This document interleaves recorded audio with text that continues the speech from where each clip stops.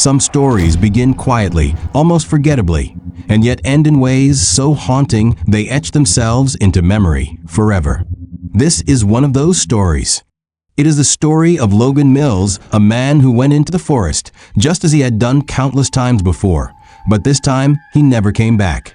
For nearly a decade, his name was little more than a whisper among missing persons reports, another unresolved tragedy in a land famous for its beauty and danger. But what makes Logan's case unforgettable is not just his disappearance, but the discovery made 9 years later that would leave investigators, family, and the public struggling to comprehend what had truly happened.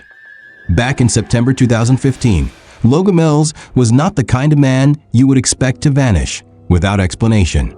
At 30 years old, he was steady, careful, and above all, prepared. A resident of Charlotte, North Carolina, Logan was not chasing extremes like summiting dangerous peaks or conquering icy slopes.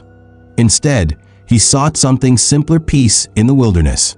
His blog, Quiet Trails, chronicled his time outdoors.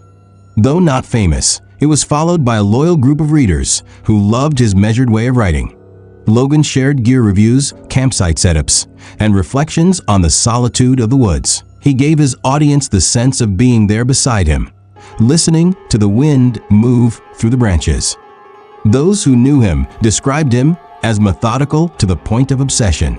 Before each trip, he would plan meticulously, checking his maps, packing gear with precision, and preparing backups in case of unexpected events. He was not reckless. He was not impulsive. He was the opposite, the kind of hiker who embodied safety in the wild. That is why what unfolded would never make sense, not even to those who knew him best.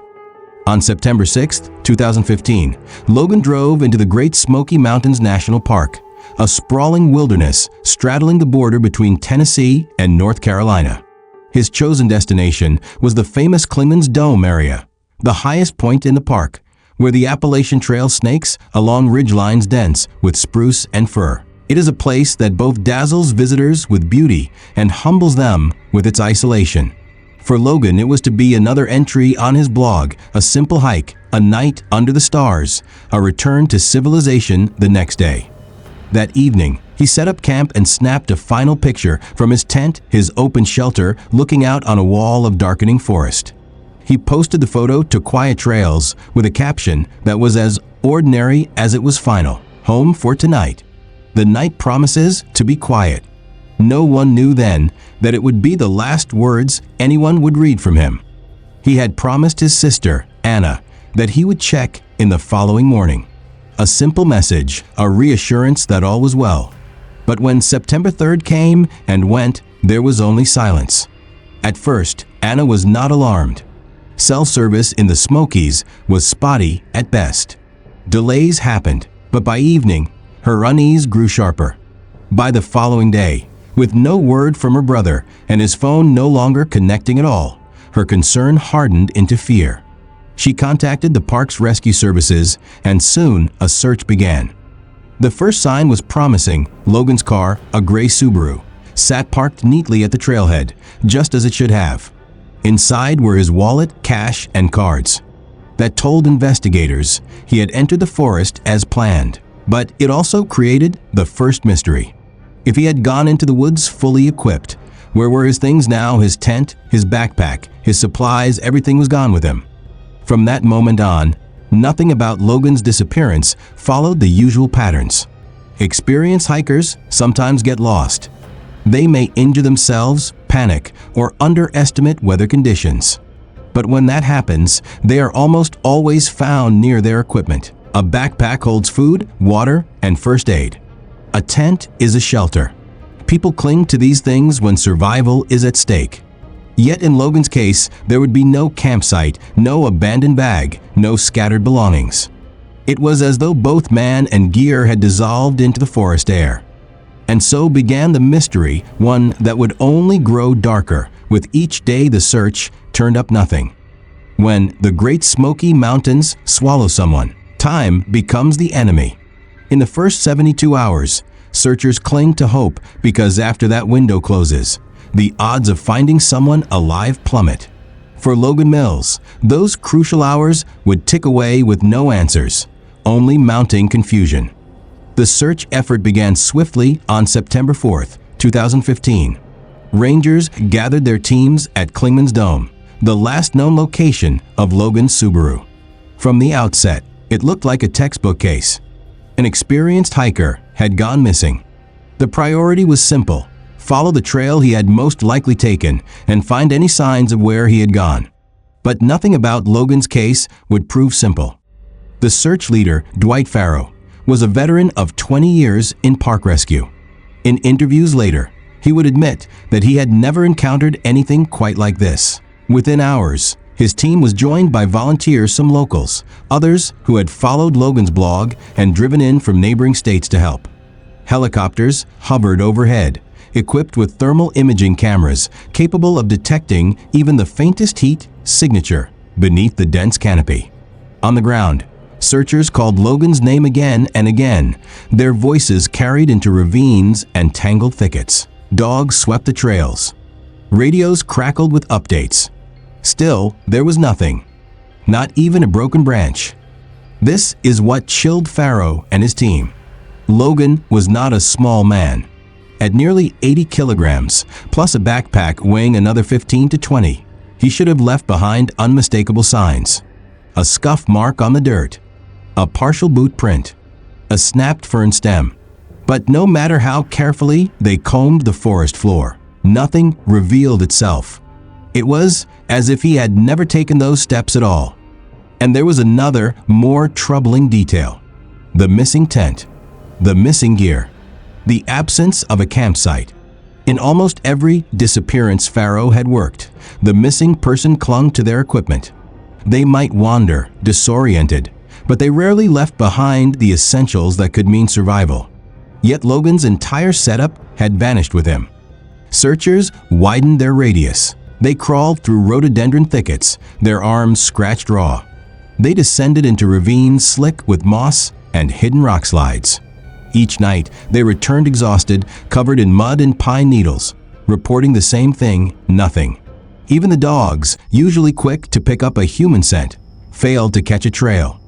On the third day, helicopters made repeated sweeps over the mountainside, their infrared cameras scanning for the warmth of a body hidden beneath the canopy. They found no trace of him, not alive, not dead. Logan seemed to have been erased from the forest. As days stretched into a week, Anna Mills arrived at the trailhead. She stood by her brother's car, clutching flowers and clinging to hope, refusing to believe he could be simply lost. She watched as volunteers from across the country arrived, some wearing Quiet Trails t-shirts in solidarity, eager to repay the man whose words had once guided them on their own journeys into the wild.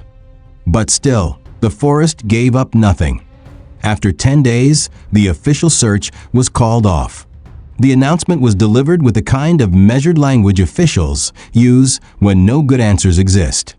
Logan, they said, had likely strayed from the trail, become lost, and possibly fallen victim to an accident or exposure.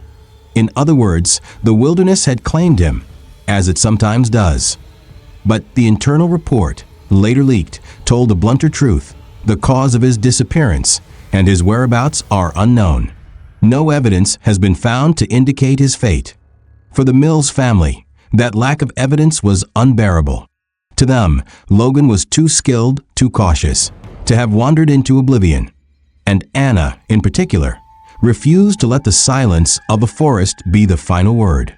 Still, for the world outside his family and small circle of followers, Logan's story became just another unsolved case. Another legend whispered about the Smokies, a park that holds more missing person reports than almost any other in the United States. But as the years passed, Logan's absence became something even darker. Because while most stories of the missing fade into silence, his would eventually return dragging with the details so grotesque, so incomprehensible, that the mystery of Logan Mills would only grow deeper. Time erodes memories, but it never erases grief. For nearly 9 years, the Mills family lived in a cycle of uncertainty, caught between hope and despair, between the possibility that Logan was alive somewhere and the crushing weight of silence. Each September, his sister Anna returned to the trailhead of Clingman's Dome. She would place flowers by the parking lot where his gray Subaru had once stood and whisper to the forest, as if her brother might somehow hear her through the wind. But the mountains remained quiet, and the case sat among the countless unsolved mysteries of the Smokies. Then, in July of 2024, everything changed. Far from the tourist paths and scenic overlooks, a group of cavers from Knoxville were exploring a rugged, unforgiving part of the park. This was not the kind of place casual hikers wandered into. It was an area of steep cliffs, tangled undergrowth, and hidden sinkholes. To move safely required ropes, helmets, and experience. These were not thrill seekers, but seasoned cavers used to squeezing into narrow passages and navigating darkness where most people would never dare to tread. Among them was Mark Caldwell, a veteran climber with a keen eye for detail. As he descended a sheer cliff face, rope taut in his hands, something unusual caught his gaze in the upper branches of a massive spruce tree rooted at the cliff's edge. At first, he dismissed it as a nest, perhaps the tangled remnants of sticks belonging to a bird of prey. But as he shifted his position and looked again, his blood ran cold. The shapes were too precise, too deliberate. Suspended 9 meters above the ground, cradled in the thick branches of the tree, lay what appeared to be the neatly arranged bones of a human being. Caldwell froze, his breath shallow against the humid summer air. Then he shouted to his partner above. Together, using their climbing equipment, they navigated to the crown of the tree. What they found was something no wilderness explorer could ever prepare for. The remains were not scattered, not mangled in the way animals leave behind their prey. Instead, they had been arranged carefully, disturbingly, with a kind of precision that suggested intention. The spine lay in a perfect line. Ribs had been placed side by side like the bars of a cage. At the very top of this macabre display, perched as though on a pedestal, rested the skull. The long bones of the arms and legs flanked the arrangement, parallel to the spine. It was, as one officer later described, a gruesome installation. Beside the bones, 2 objects rested on a thick branch, a small folding knife, blade half open, and a length of sturdy nylon rope. To investigators, the rope was immediately familiar. It matched the type commonly used in tent guy lines, perhaps from the very shelter Logan had carried into the woods nearly 9 years earlier. The identification came swiftly. Dental records confirmed what Anna had feared and yet already known in her heart. The skeleton was her brother, Logan Mills. When news of the discovery broke, shock rippled through the community. Headlines spread across Tennessee and North Carolina, then reached national outlets. Missing bloggers, remains found in tree after 9 years. The words alone carried enough strangeness to draw the public's attention. But those who saw the police reports or heard whispers from the investigators knew the truth was far more disturbing than any headline could capture. The grotesque arrangement of bones defied explanation. Predators do not dismantle skeletons and reassemble them. The forest does not tidy the remains of the dead. Something or someone had placed Logan's body there, high above the ground, in a display that seemed equal parts ritual and warning. And yet, as unsettling as that discovery was, it was not the detail that haunted investigators the most. For just a few meters away, on the trunk of a neighboring tree, they found something even more disturbing. Deep gouges marred the bark 2 to 4 meters above the ground. These were not the parallel scratches of a bear climbing upward. They were clustered dents, grouped in 3s and 4s, as if some immense hand had gripped the tree with crushing force. In the center of each indentation was a sharper puncture mark, claw-like, as though something with talons had driven them into the wood. The bark was not merely torn, it was compressed. Later analysis revealed that the fibers beneath the bark had been crushed with a force far beyond what a human hand could produce. A biomechanics expert consulted unofficially admitted that the strength required to leave such impressions was several times greater than that of any person. It did not match the behavior of bears, cougars, or any predator known to roam the North American wilderness. This evidence, paired with the carefully arranged bones, turned what should have been a moment of closure into the opening of a darker, more unanswerable mystery. For Anna, the discovery was shattering, but it also ignited something new. Her brother's death was no longer an enigma hidden in silence. There were clues, now horrifying clues that demanded explanation, and Anna would not stop until she uncovered the truth. When authorities first received the caver's call, they expected tragedy. After all, a skeleton discovered deep in the Smokies, far from trails, almost always meant the same thing: a long-lost hiker finally found, his remains scattered by scavengers or buried under fallen leaves. But what they encountered at the scene of Logan Mills's discovery was not tragedy, it was terror. The bones were one thing, meticulously arranged in that grotesque pattern high in the spruce tree. But investigators quickly realized there was something even more unsettling nearby. Just a few meters away stood another tree, scarred with marks that should not have existed. These were not random scratches. Rangers and local police were familiar with the telltale signs of bears, the long parallel grooves made when claws dragged downward during a climb. They knew the gouges cougars left when launching themselves into trees. They knew the gnaw marks of smaller scavengers. These did not match any of them. What they found were dense clusters of them, pressed deep into the wood 2 to 4 meters off the ground. Each cluster bore 3 or 4 impressions, curved inward as though something had gripped the trunk like a giant hand. And at the center of each dent was a sharp puncture, something like a claw or talon. The first assumption was human interference. Could someone have used climbing equipment, perhaps spikes or hooks, to pull themselves up? But even climbing gear leaves recognizable cuts and gouges. These marks were different, rounded, crushing, as if the wood itself had been squeezed by inhuman strength. Samples of the bark and trunk were taken to a lab. The results only deepened the mystery. The fibers beneath the bark were not merely punctured.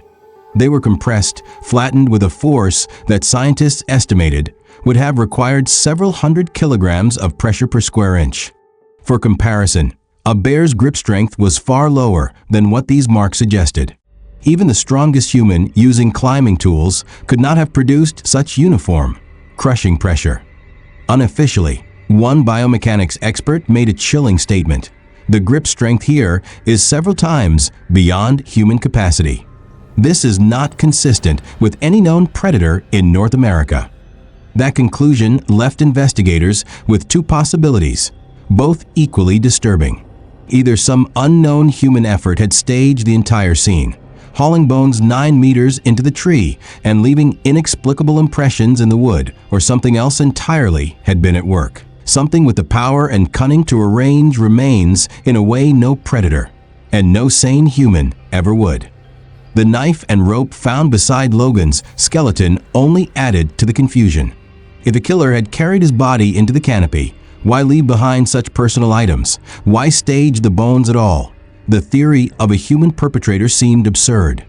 To lift a body that high into a tree trunk would have required heavy equipment, winches, or at least multiple people. Yet the ground beneath the spruce tree revealed nothing. No ropes. No footprints, just a blanket of old pine needles that had lain undisturbed for years. Inside the Sevier County Sheriff's Department, frustration grew. Officers spoke in hushed tones about the scene. More than one admitted that they had no framework to explain it. They had dealt with drownings, falls, wild animal attacks, but not this. The atmosphere, one anonymous source later told a reporter, was gloomy, like we would stumbled into something we should not have seen. The official report reflected this discomfort. The death of Logan Mills, it concluded, was the result of complex, unidentified circumstances. The influence of natural factors and wild animals cannot be ruled out. The report made no mention of the claw-like marks, no mention of the orderly skeleton. no mention of the chilling strength etched into the wood. To Anna Mills, it was a slap in the face. Her brother's remains had been turned into what one ranger privately described as a display, almost like a museum exhibit. Yet the authorities had all but erased the most important details from the public record. They were eager to close the case, eager to move it into the archive and forget. But Anna refused to forget. For her, the discovery was not the end, but the beginning of a new chapter. She had stared into the forest for 9 years, waiting for answers. Now at last, she had clues, fragments of a story that spoke not of an accident or ordinary misfortune, but of something far stranger, something alive in the depths of the Appalachians. What crushed that tree trunk? What arranged Logan's bones with ritual precision? What kind of force could pluck a man and his equipment from the ground and vanish for nearly a decade without leaving a trace? The answers would not come from police reports. They would come from persistence, from questions that officials were unwilling to ask, and from witnesses whose voices had been ignored. And no one was more determined to ask those questions than Anna Mills herself. For 9 years, Anna Mills lived in limbo. She was neither a grieving sister with a body to bury nor a hopeful one waiting for her brother's safe return. She was trapped in between, clinging to unanswered questions while the world quietly moved on. When Logan's remains were finally found in that spruce tree, Anna was struck by a grief that felt both old and brand new. Yet with it came something else: resolve. If the authorities would not tell the full story of what had happened to her brother, she would uncover it herself. Anna began her own investigation almost immediately after the official report was released. She refused to accept vague words like unidentified circumstances. She refused to let the strange details, the orderly skeleton, the claw-like gouges in the tree, be swept under the rug. To her, those details mattered more than anything, because they did not just describe her brother's death. They described something that did not belong in the ordinary world. Knowing she could not do it alone, Anna hired a private investigator named Frank Jenkins. A former police officer, Jenkins was skeptical of anything supernatural, but he was thorough and unflinching.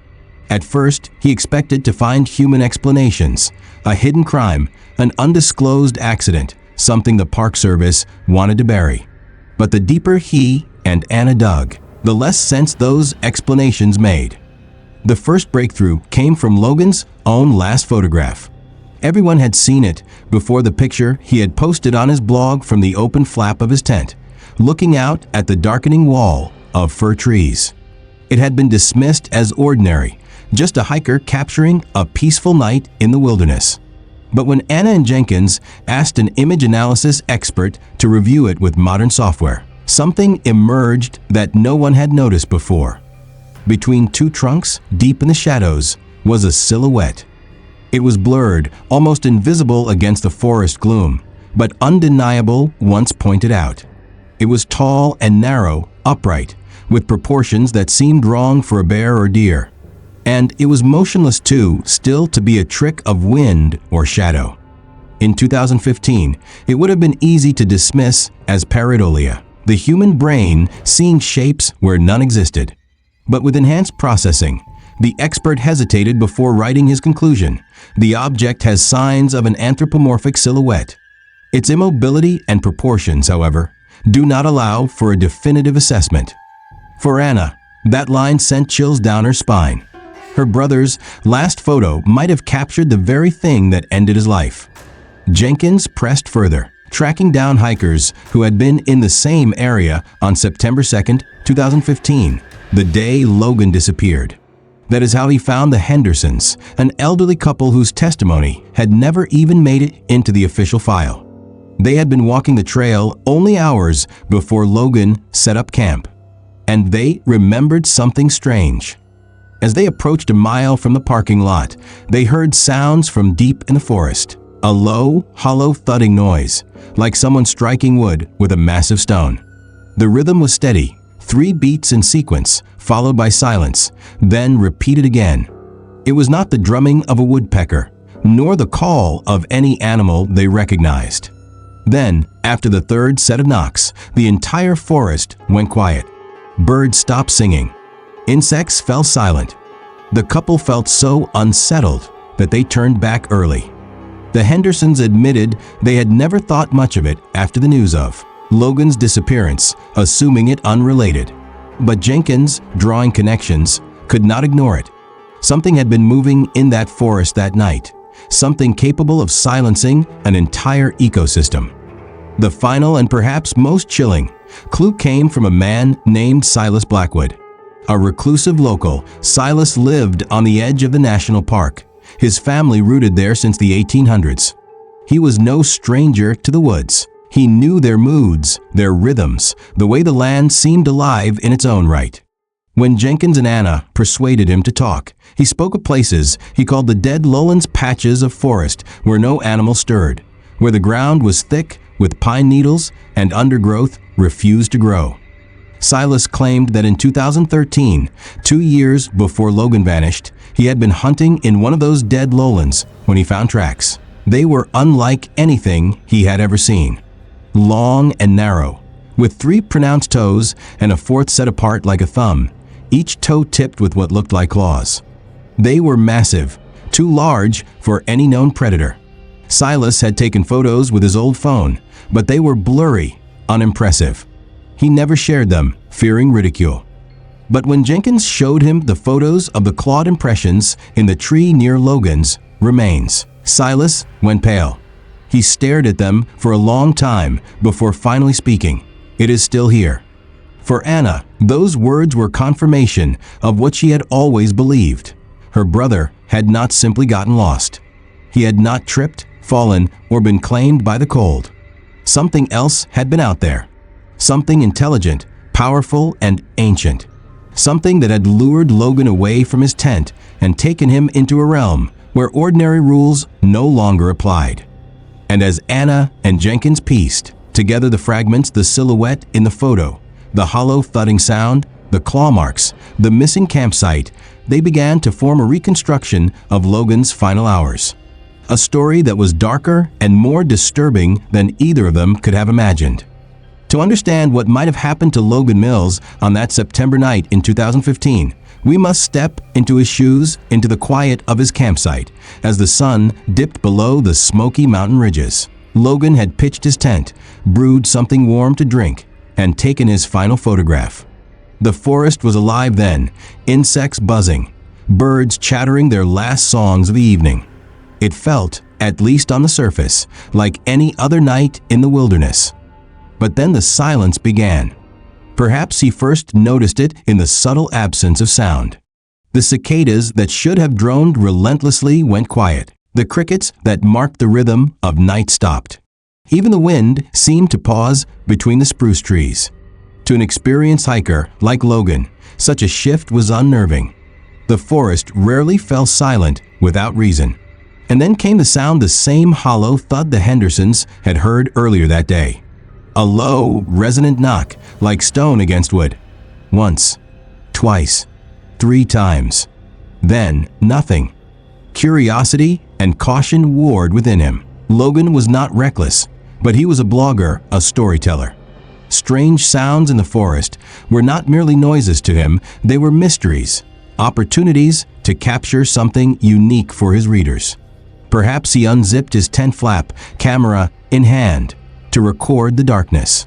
Perhaps that is when he saw the silhouette between the trees, massive, upright, watching. At that moment, Logan had a choice. He could have stayed in his tent, zipped himself inside, and waited for dawn. But his nature, the same methodical curiosity that had fueled his blog for years, urged him to investigate. He did not intend to stray far.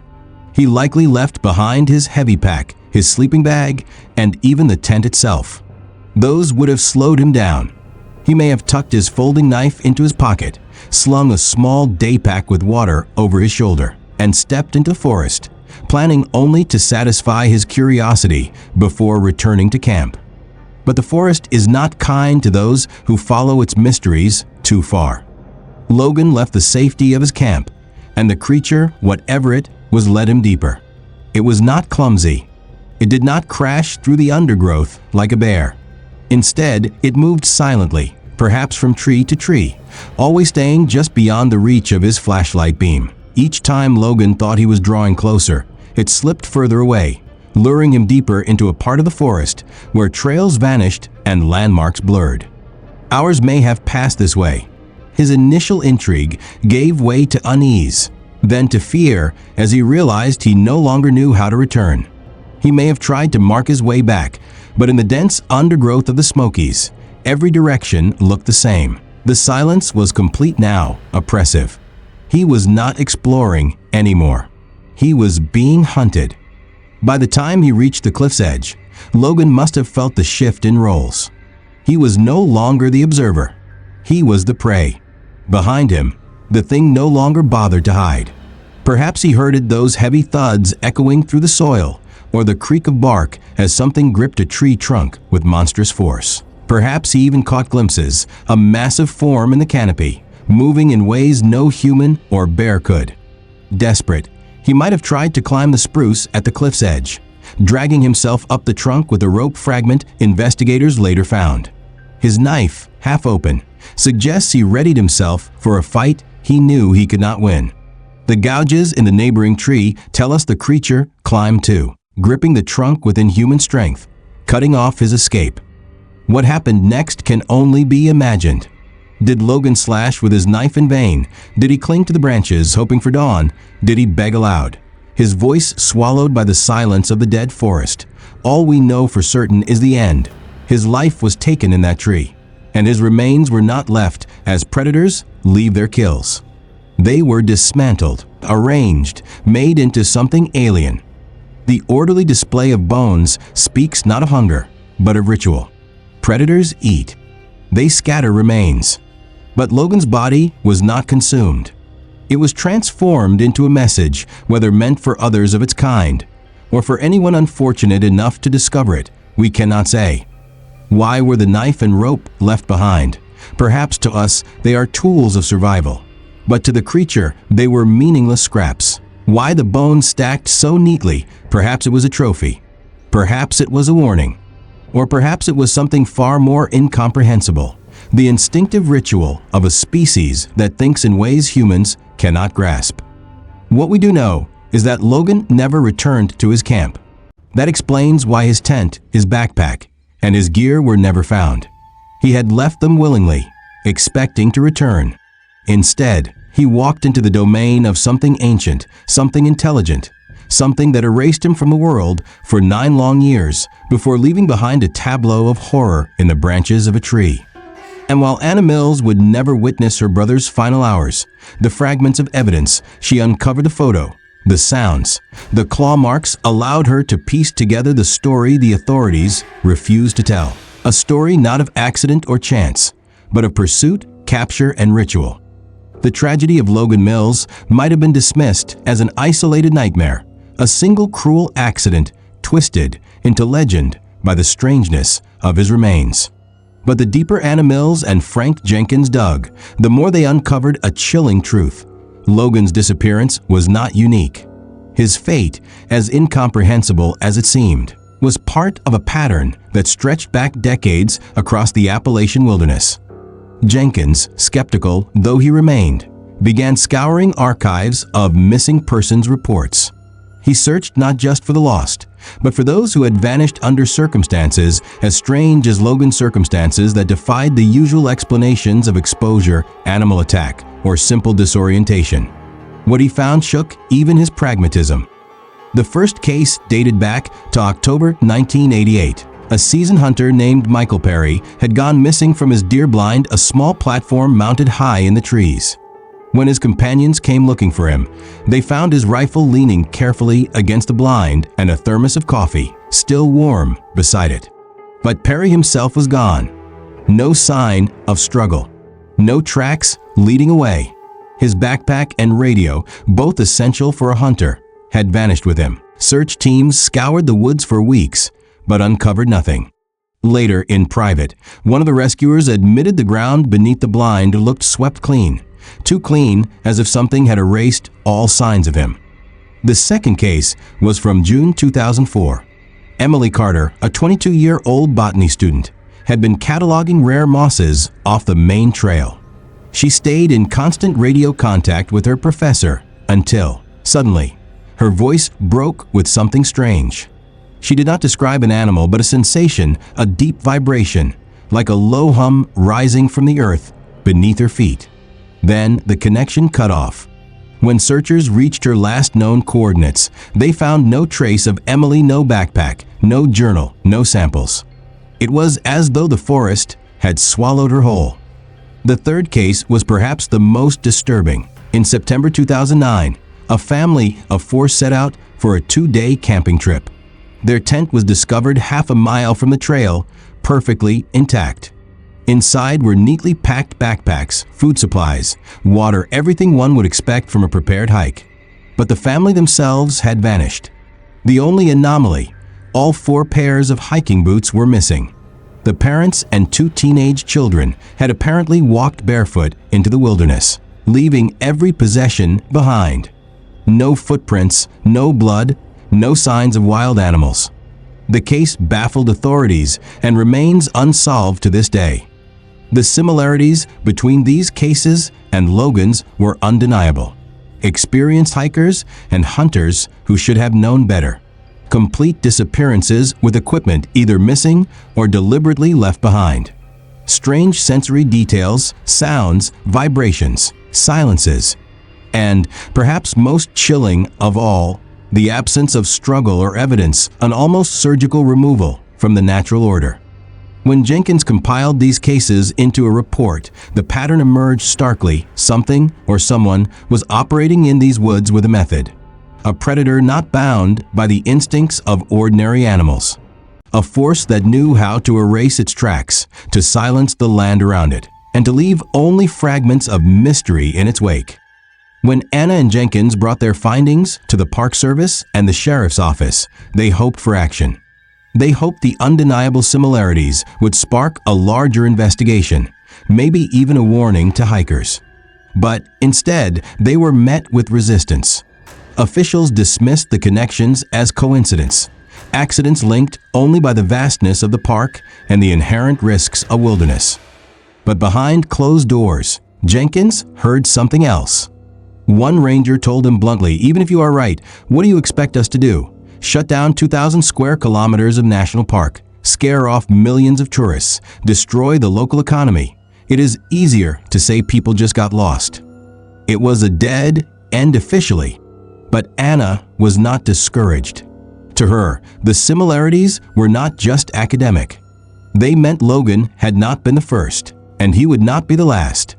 Somewhere in the dense, shadowed heart of the Appalachians, something was still out there. Something patient. Something territorial.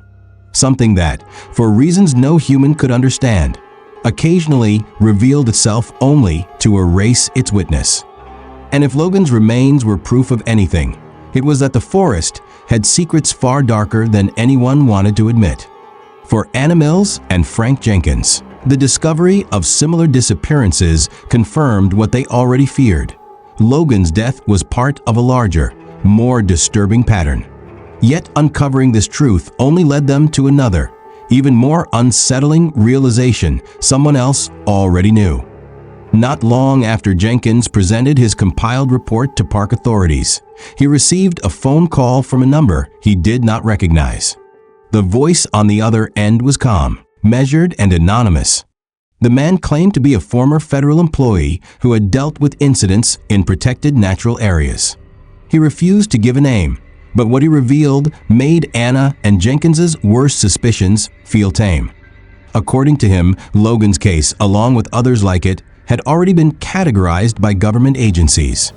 They had a term for such mysteries, incidents with X factor. These were events that did not fit into rational frameworks, deaths, and disappearances marked by impossible details, by evidence that clashed with natural explanations. Publicly, such cases were archived as accidents, misadventures, or tragic coincidences. Privately, they were logged into a closed database, one not meant for the public or even most law enforcement to see. And the reason for the secrecy was chilling. The anonymous caller claimed that within certain isolated regions of North America, most notably the Appalachian Mountains and the Pacific Northwest, evidence pointed to the existence of an unclassified primate-like species. But this was no cryptid of campfire tales, no harmless myth like Bigfoot trotted out for tourism. This was a predator, one uniquely adapted to the deep forests. It was described as arboreal, living much of its life in the trees. That explained the silence of the woods, the lack of footprints, the impossible way it seemed to vanish without a trace. Its strength was immense, far beyond human capacity, with grip power sufficient to crush the very fibers of tree trunks. It was omnivorous but highly predatory, able to stalk and corner even experienced hunters. Most unsettling of all, the creature was said to possess intelligence developed, though not human. It understood what was foreign in its environment. It recognized tents, backpacks, and radios as unnatural intrusions, and it destroyed or removed them. It seemed to understand territory, leaving behind not just kills, but warnings. The bone arrangements, the caller suggested, were not accidents or the random workings of scavengers.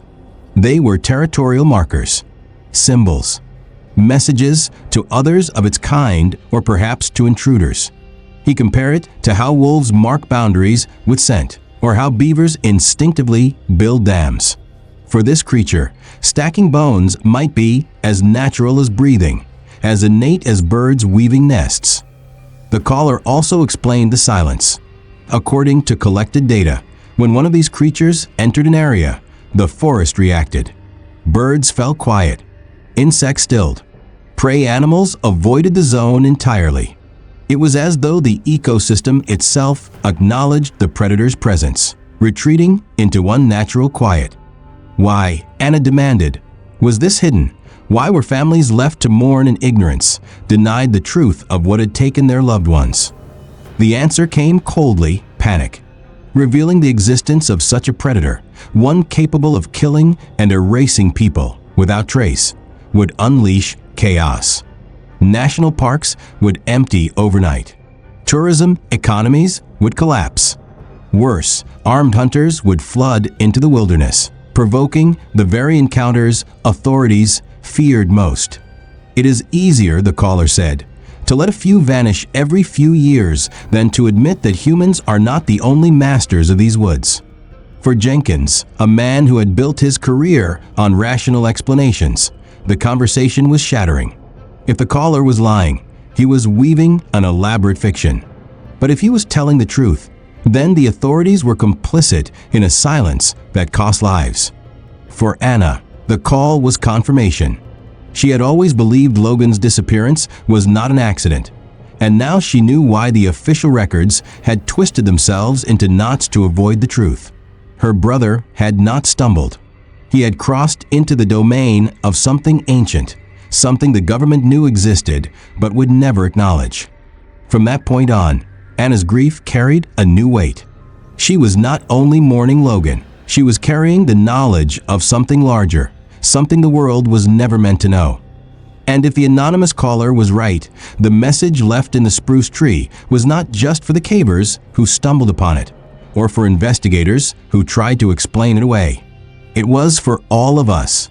A reminder that in the deepest corners of the wilderness, the rules of civilization do not apply. Something else is watching. Something else has always been here. When investigators first laid eyes on Logan Mills's remains dismantled and rebuilt high in the branches of a spruce, they struggled to find words. Some called it grotesque, others ritualistic. But whatever they chose to say aloud, everyone felt the same unspoken truth. This was not nature's work. It was a message. The bones told a story. The spine laid straight as an arrow, the ribs arranged neatly, like fence posts. The skull perched above the rest, as if crowned. It was not random. It was not careless. It was intentional. And that intent is what terrified those who saw it. Because intent suggests thought, and thought suggests something more than instinct. Predators kill to survive. They tear flesh, consume what they need, and leave the rest to scavengers. Even the most cunning animals, wolves, mountain lions, bears, leave chaos in their wake. But Logan's remains were not chaotic. They were ordered. The careful placement of each bone carried with it an almost ceremonial quality, as if whoever or whatever created it had rules of its own. To some, it looked like a warning, a territorial marker, designed to send a message not only to other creatures, but to any human who stumbled upon it. This is my domain. Enter at your own peril. To others, it resembled a trophy, the way hunters mount deer heads or antlers, a demonstration of dominance. And to Anna Mills, it was something even more chilling, a ritual. A glimpse into the alien psychology of a being that thought in ways humans could not comprehend. The knife and rope left beside the skeleton only deepened the enigma.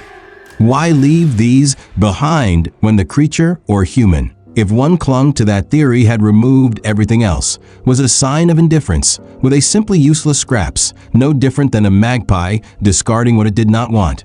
Or were they deliberately placed, left as artifacts of Logan's final, desperate stand? And then there were the claw marks in the neighboring tree. If the bones were the message, those marks were the signature proof that whatever did this possessed strength beyond human measure. Clusters of impressions that crushed wood fibers deep beneath the bark, grouped in 3s and 4s, as if massive hands had gripped the trunk and squeezed. It was not only a display of power, but of presence. The kind of evidence that whispers, "I was here, and I am stronger than you can imagine." The arrangement in the tree forced Anna and Jenkins to reconsider every other case they had uncovered. The hunter who vanished with coffee still warm. The botany student whose radio cut off after describing vibrations beneath her feet. The family who walked barefoot into the forest, abandoning their gear. Could their disappearances also have ended in displays no one ever found? Were there other trees deep in the wilderness cradling bones in silence, never discovered? If so, then Logan was not the first, and he would not be the last. The symbolism of the tree itself was impossible to ignore. In countless cultures, trees have been sacred bridges between worlds, symbols of life and death, growth and decay. To find human remains transformed into an unnatural monument within its branches was almost mythic, as if something primal had acted out a ritual older than language. Some biologists who reviewed the photographs speculated, cautiously, that the behavior might be ecological. Just as beavers instinctively build dams and spiders spin webs, perhaps this species, if it truly existed, had its own instinctive pattern, one that compelled it to dismantle and stack bones. It might be nothing more than a behavior hardwired by evolution, meaningless to us, but vital to it. And yet, even that explanation offered no comfort. Because instinct or not, it suggested something terrifying, that this was not an anomaly. It was a habit, a way of life. For Anna, standing at the edge of the forest where her brother had been taken, the message in the tree was clear. It was not meant for investigators. It was not meant for the curious public or the journalists who tried to pry details from officials. It was meant for those who ventured too far into the quiet corners of the wilderness. A wordless command, "You do not belong here." But the message carried something else, too, something far more personal. It was Logan's story, frozen in bone. His final chapter, written not by his own hand, but by the claws of something waiting in the shadows. And even as Anna tried to carry on, she knew this: the forest had spoken, and it would speak again. The Great Smoky Mountains National Park remains one of the most visited natural wonders in America. Millions of people step onto its trails each year, marveling at mist-shrouded peaks, snapping photos of wildflowers, and camping beneath starry skies. To most, it is a place of beauty, a sanctuary from the noise of the modern world. Yet for those who know the story of Logan Mills, the Smokies carry another face, a darker one, hidden beneath the quiet of the trees. Even after the grisly discovery in 2024, the park was never closed. Families still hike to Clingman's Dome. Couples still pitch tents beside streams. Children still laugh as they chase fireflies in meadows where, not far away, the forest grows too silent. Official reports insist Logan's death was the result of unidentified circumstances, a phrase as empty as the gaps between the trees. The claw marks, the arranged bones, the silence that fell over the forest, none of it made the record. None of it was spoken of again. But silence does not erase truth. Anna Mills knows this better than anyone. For her, the Smokies are no longer a place of peace. They are a graveyard, a cathedral of unanswered questions. When she walks the trails now, she listens for the forest's rhythm. If the birds stop singing, she notices.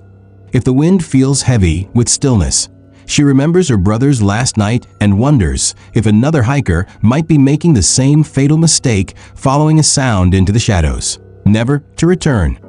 Frank Jenkins, once a man who laughed off talk of monsters, is no longer so certain. He has read too many reports, spoken to too many families, and seen too many patterns to dismiss the possibility. He calls them predators of silence, things that erase their prey from the world with efficiency no human killer could match. In his words, what happened to Logan was not random. It was ecological. It was a process. And processes repeat. And repeat they have.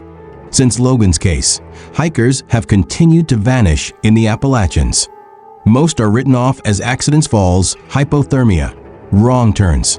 But Anna wonders, as Jenkins does, how many of those names belong to people who wandered into the wrong part of the forest, into places where the air goes still and the trees bear scars of impossible strength. How many ended up like Logan, their stories untold, because no one has stumbled across the tree where their remains now rest. For now, the government remains silent, bound by its own logic. It is better to let a few vanish than to shatter the illusion of safety. But for those who know the truth, the Smoky Mountains are no longer just wilderness. They are a borderland, a place where something intelligent and ancient still holds dominion. And so hikers still lace their boots, sling on their packs, and walk beneath the dense canopies. They smile for photographs, never knowing what shadows move above them.